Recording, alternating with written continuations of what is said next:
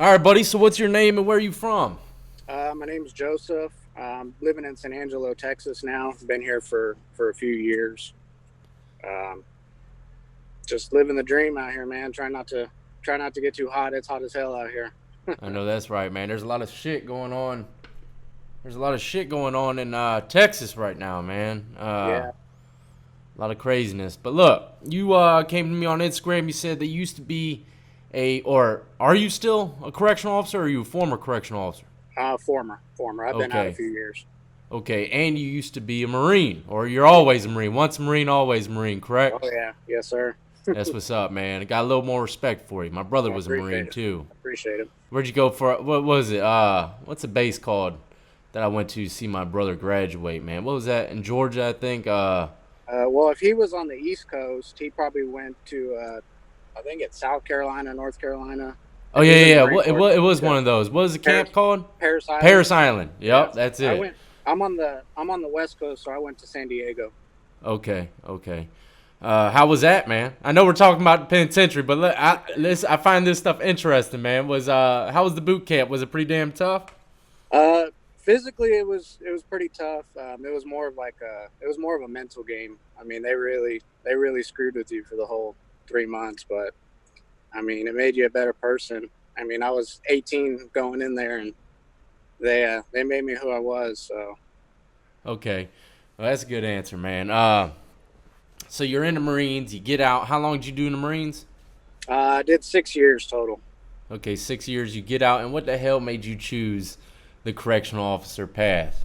Well, actually, at the time, I was on the reserve side at the time for the Marine Corps, so I was doing that part time at that time.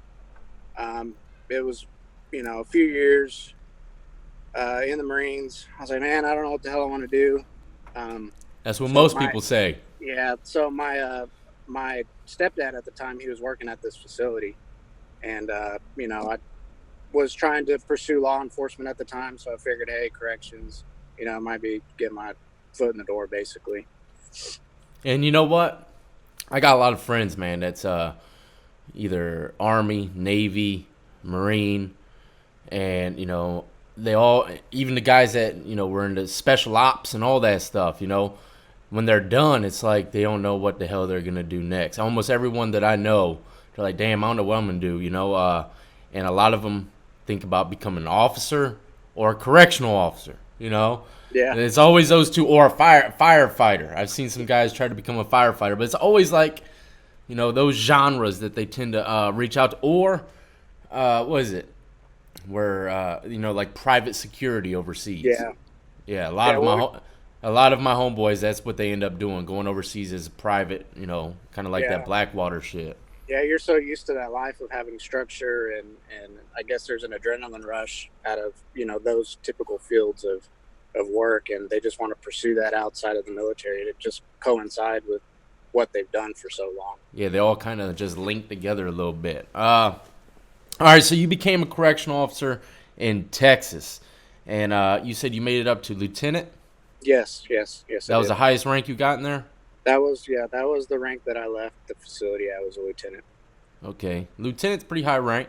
Pretty high rank. How did you manage to get to lieutenant, man? I mean, what did you have to put in a lot of work? Were you one of those tight ass COs that was lighting everybody up, or what?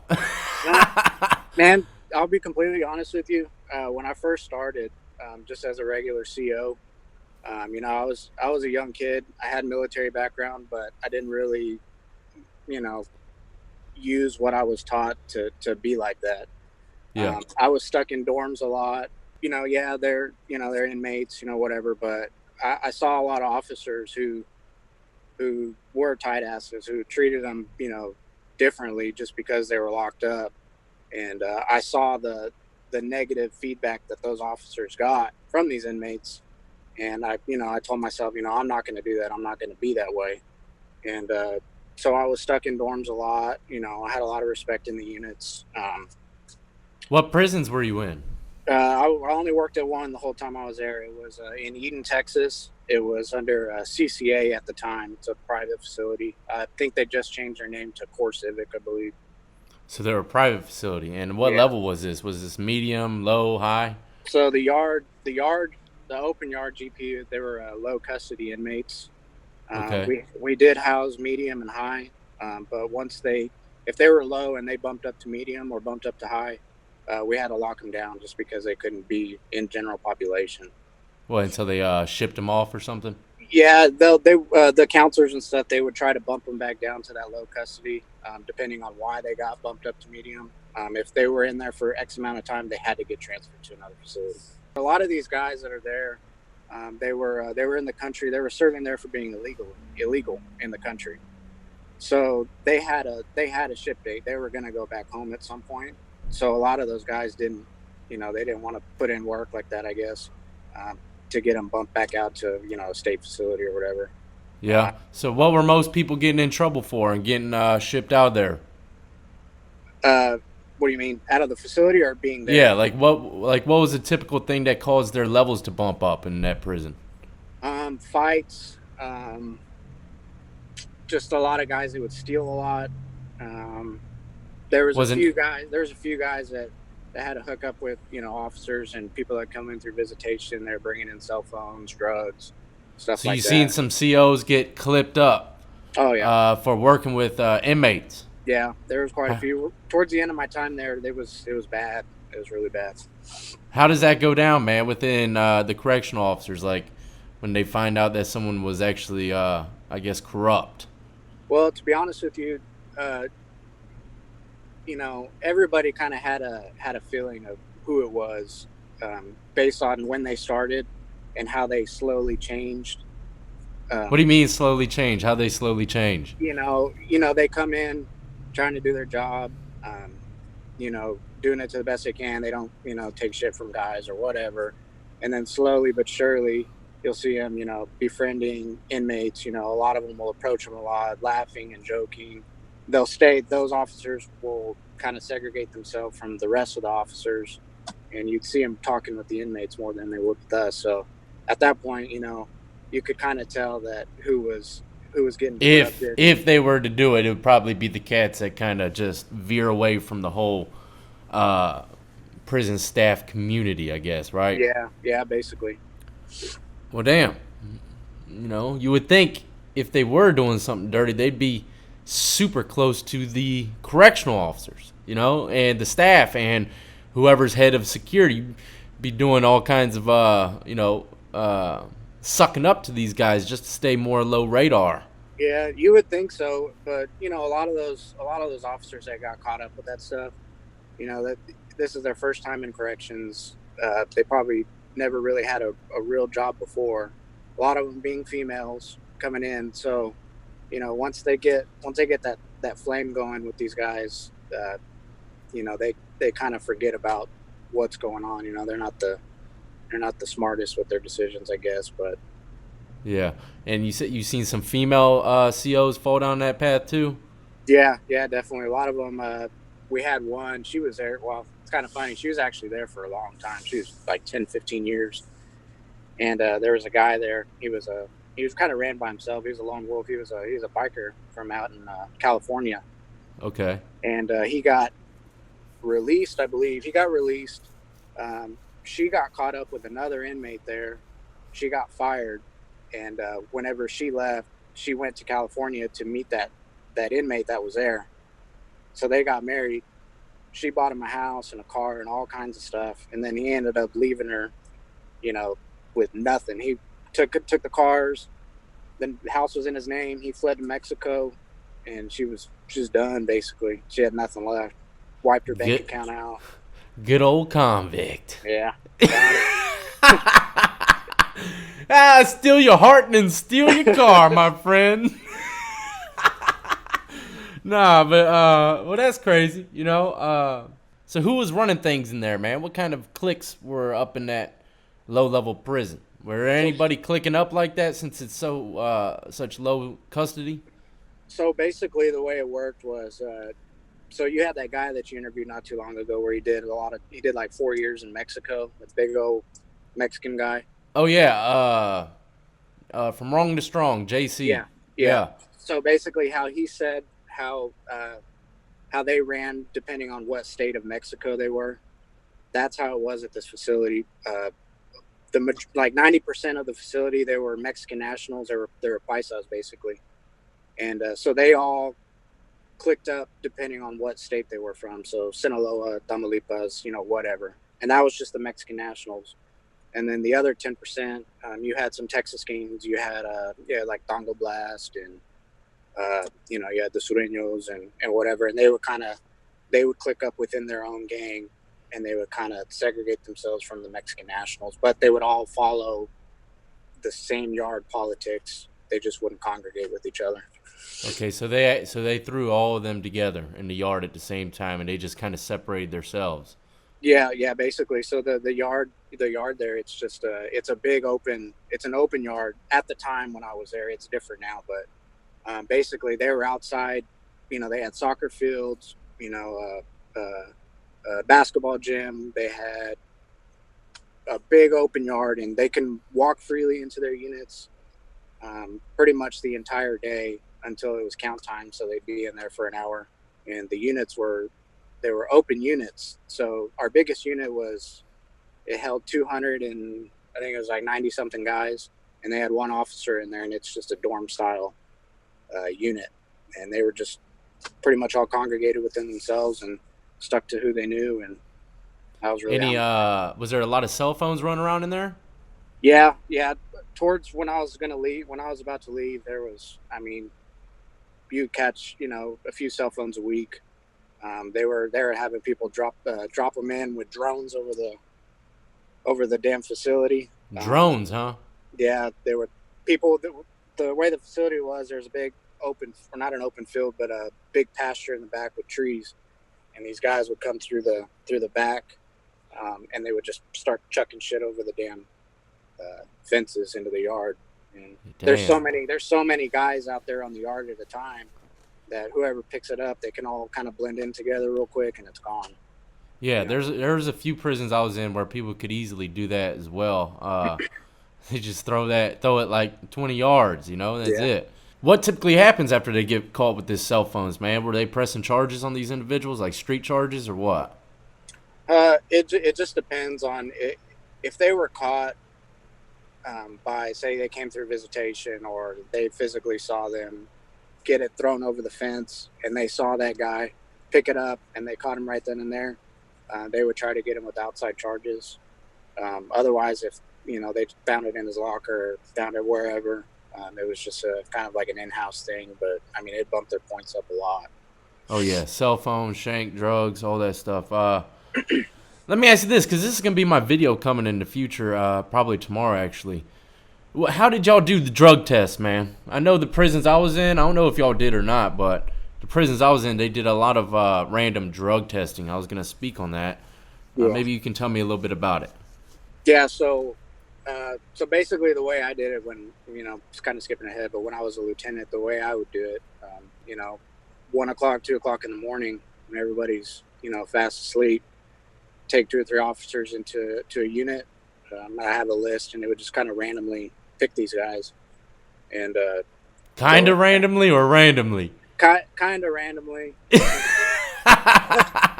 Kind of randomly. I swear to God, they picked me all the damn time. It couldn't have been random with my case, but a lot of the guys that would get randomly picked were our STG guys, just because those were the main guys that were kind of getting caught all the time. Yeah. We'd pick them up, take them to a whole separate area in the facility, and just do a quick drug test on them. They had 2 hours, I think it was 2 hours or an hour to provide a sample. If not, they get locked up. Okay, but y'all cuff them up right there on the spot? No. Or do you just, hey, because see, one of the prisons I was in, they'd say, hey, you got a drug test, you got to report to LT's office or whatever office it was, and do this drug test. But they would tell us at like 4:30 in the morning, and we could go eat breakfast, and then right after breakfast we go. So it would be like a 2.5 hour window before we even go over there. Sometimes they'd have like a call out list, like if they had visitation or whatever, it'd have this list that was updated every day. And it's kind of shitty, but they would tell them, hey, you got to visit today, and it'd be on a weekend. So these guys would be like, oh yeah, I got to visit, whatever. Oh, damn, man. You got to visit that morning.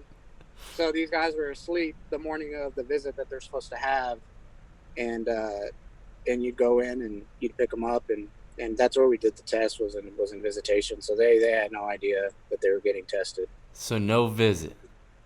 No visit. Damn, Unless dude. unless they randomly had a visit that day. I mean, That's but crazy, man. They probably got all their damn cologne on and shit. Rubbed their magazines on with the cologne hey, ads. those magazines work. Yeah, they smell good. I ain't gonna Oh lie, yeah, they do smell good. But that's messed up, man. That's dirty, boy. yeah. Y'all see how dirty, man. I tell I you know, I know. what. What's some of the craziest things you seen go on in the visitation room?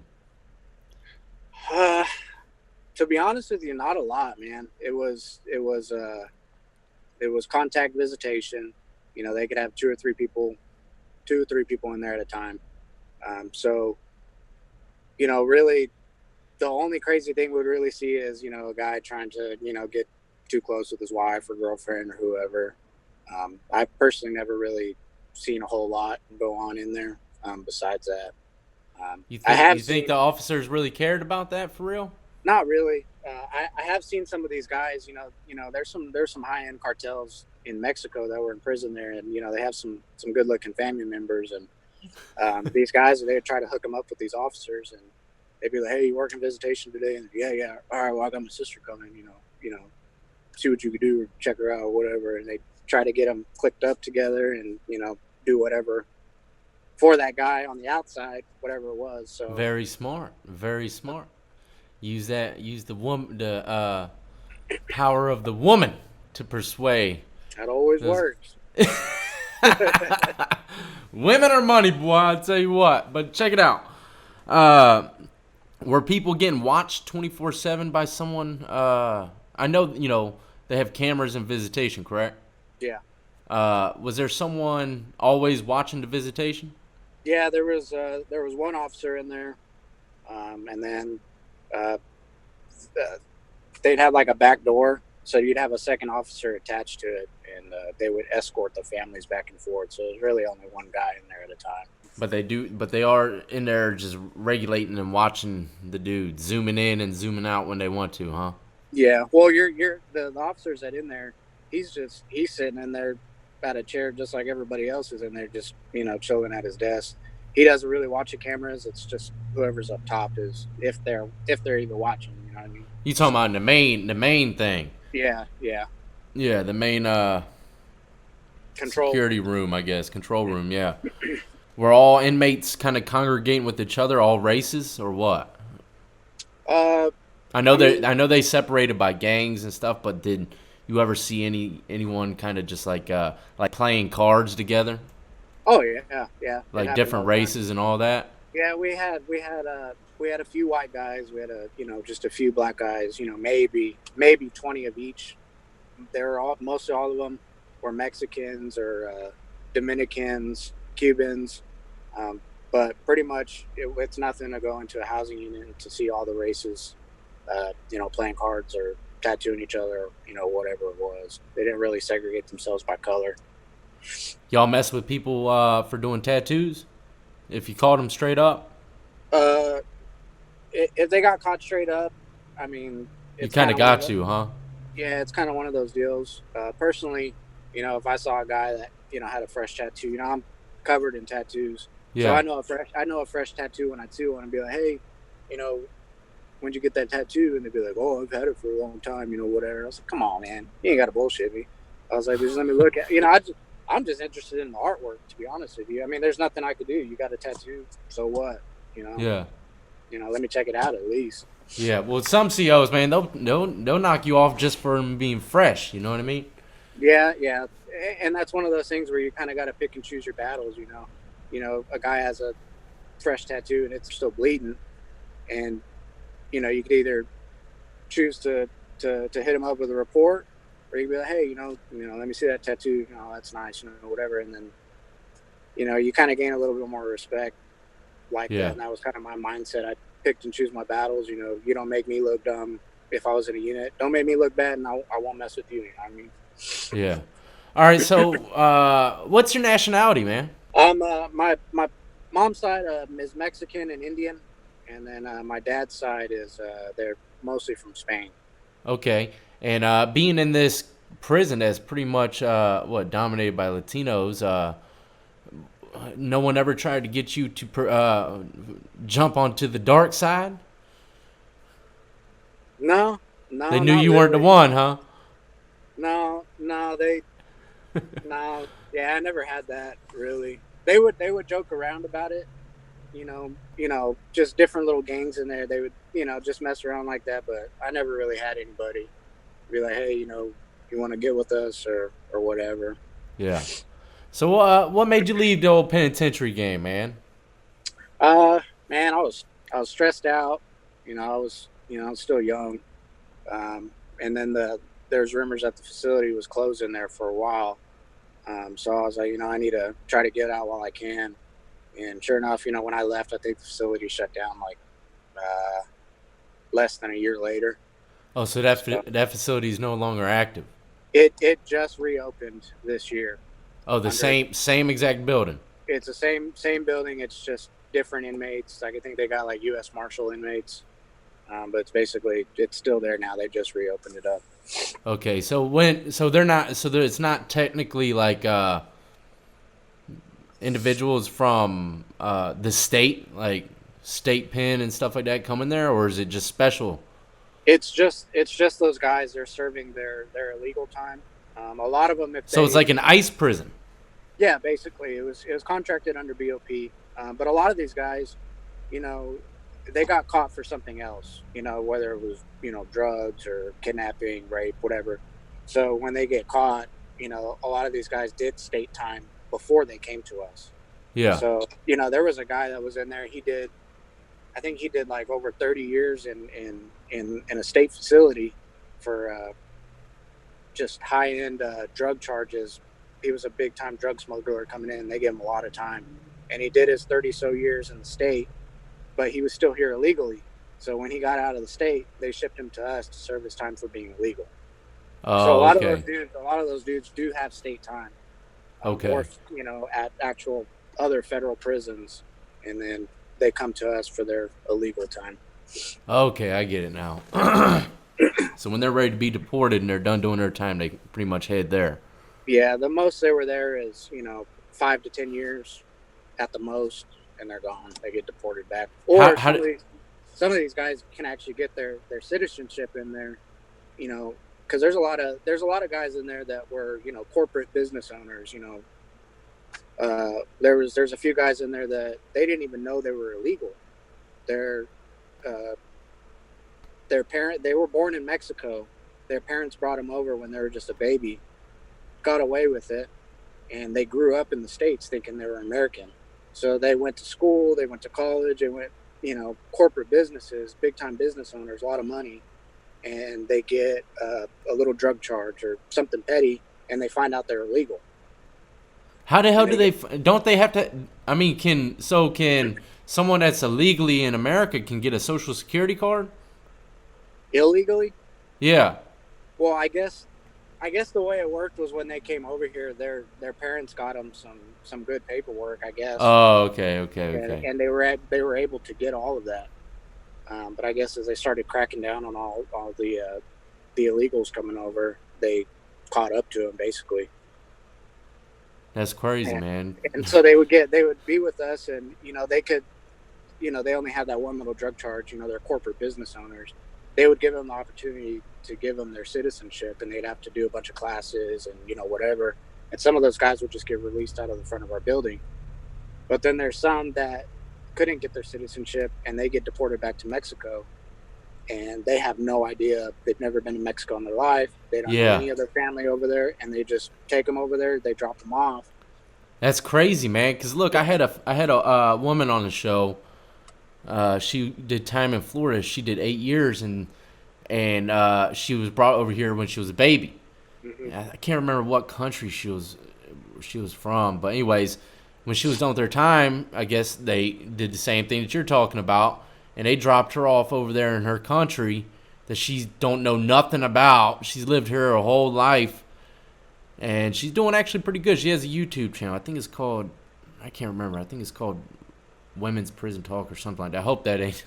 God, if I named the wrong one, she'll probably get mad. But yeah, she had the same situation, and I think that's just absolutely wild. I can't even imagine going to college or going to fraternity parties and screwing up, going to prison and realizing you're not even a damn American.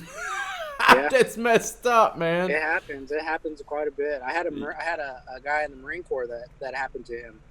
Really? He was, I guess he was here on a visa or whatever it was, and they allowed him to join the Marine Corps to eventually get his citizenship.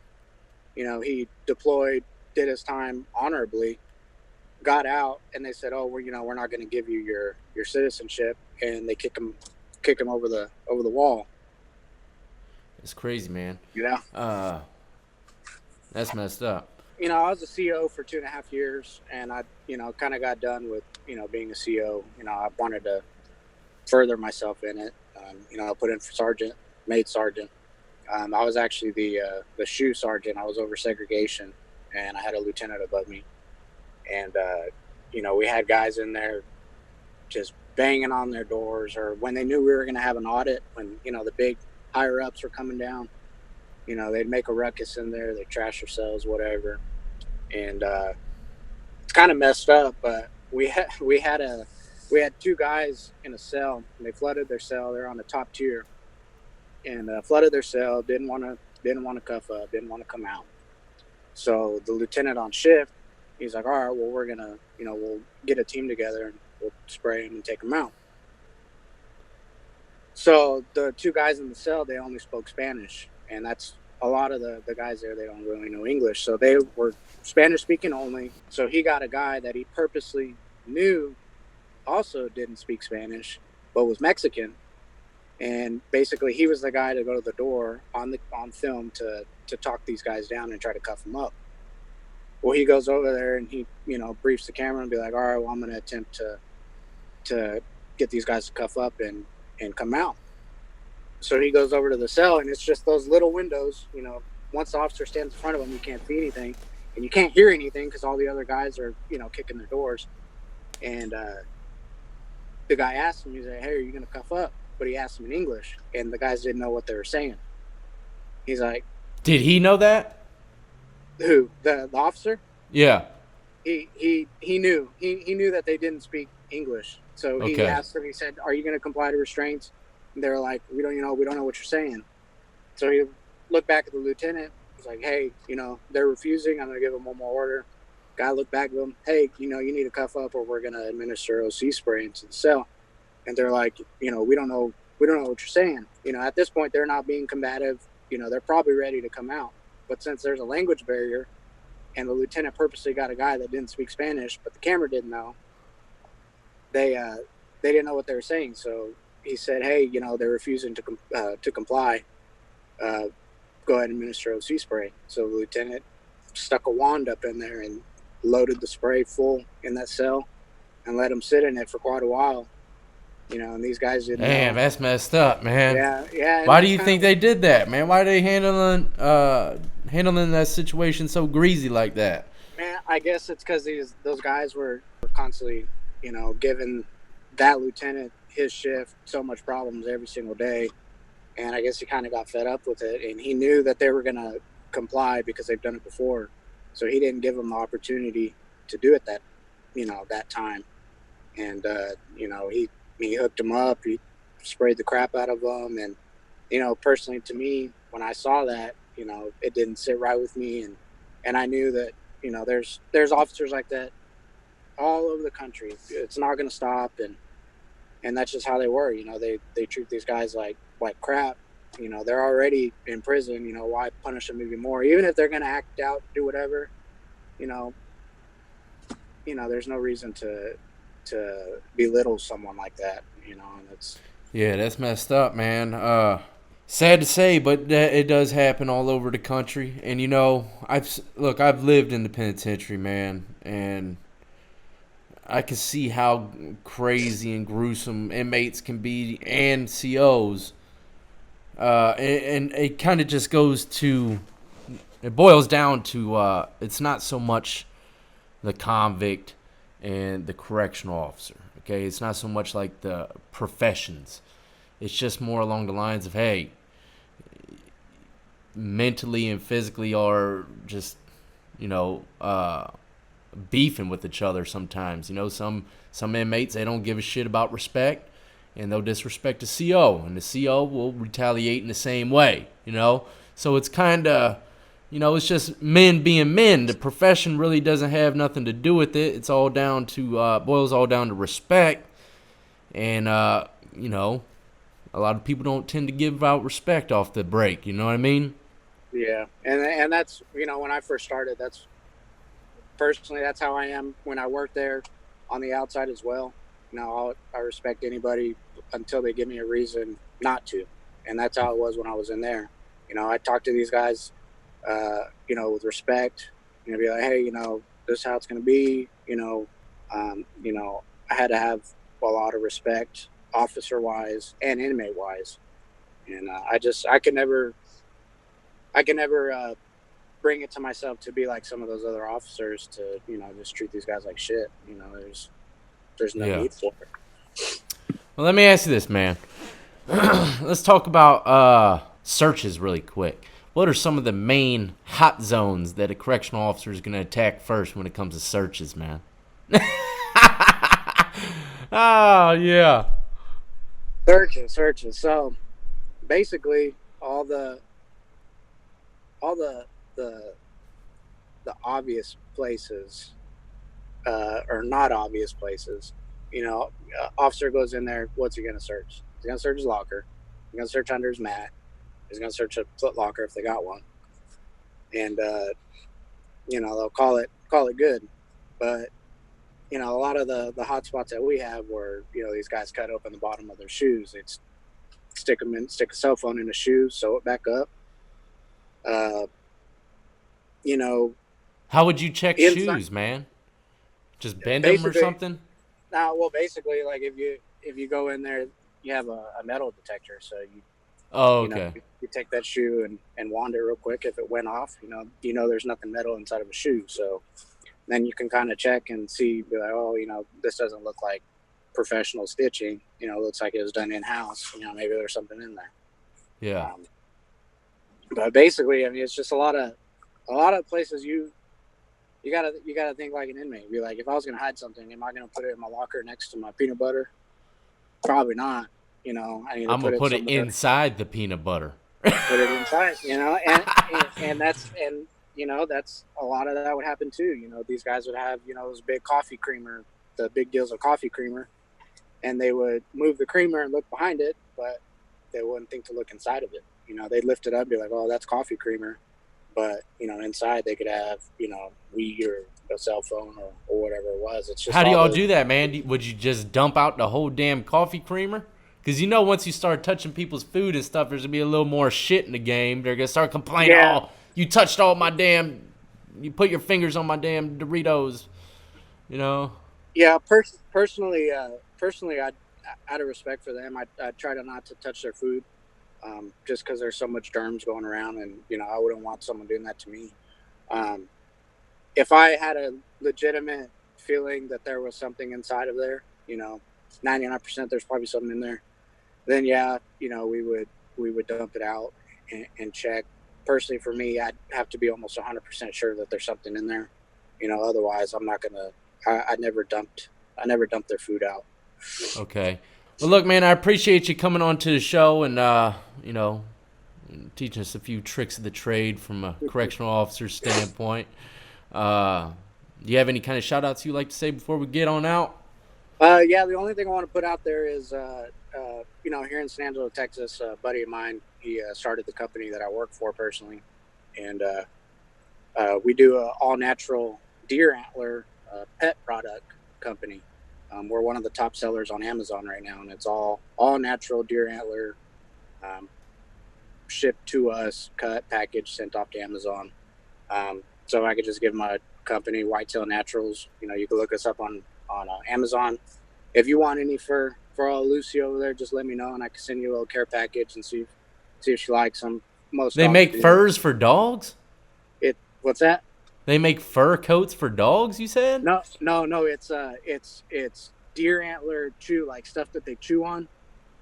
Oh, so it's for dogs to chew the antlers. Yeah, it's all deer antler. We get stuff from we got like red stag that come in from overseas. Um, everything is naturally shed here in the So country. dogs like to chew antlers, huh? Oh yeah, oh yeah. I had no idea, man. I got about 120 pound. She's a Great Dane Black Lab mix, and we got a big old about a 9 inch piece like that big from the main part of the antler, and she's been chewing on that thing for 4 or 5 months. I mean, And does it break down like a regular bone? yeah, so when they chew on it, it kind of slowly dissolves and kind of melts within itself, and so that it's mess free. It doesn't splinter off. It doesn't smell. It won't make your house smell or anything. And once they get into that bone marrow on the inside of that antler, I mean, they freaking love it. Oh, damn, dude. Yeah, I might need to get me something for old Lucy girl. I got to do some research on that. What was the name of the thing again? It's Whitetail? Whitetail Naturals. Yeah, we're all over Amazon. If you just put in that Whitetail Naturals in the search bar, you'll see all of our stuff on there. Okay, I'll check it out, man. Whitetail Naturals, ladies and gentlemen, if you want your dogs to be chewing on some antlers today. Antlers. Is that what they're called? What'd you call them? Deer antler chew. Okay, I was just making sure it was right. Antler. It was antler. All right. And what was I gonna say? Oh yeah, we have actually Whitetail. We have a campground out here called Whitetail Campground. It's all new. It's all new jank. How many times a week you go in there? I'll go there, man. I ain't went there. I hear it's for like older people. You know, them older people like to do all that nude walking and camping and stuff. But nah, it's pretty funny. But yeah, man, I'm gonna check it out and see if Lucy might like a little deer antler. But I appreciate you coming on the show, man, once again. And be safe out there, man. You know? All right, I appreciate it, man. Thank you very much. All right, buddy. Take it easy, all right?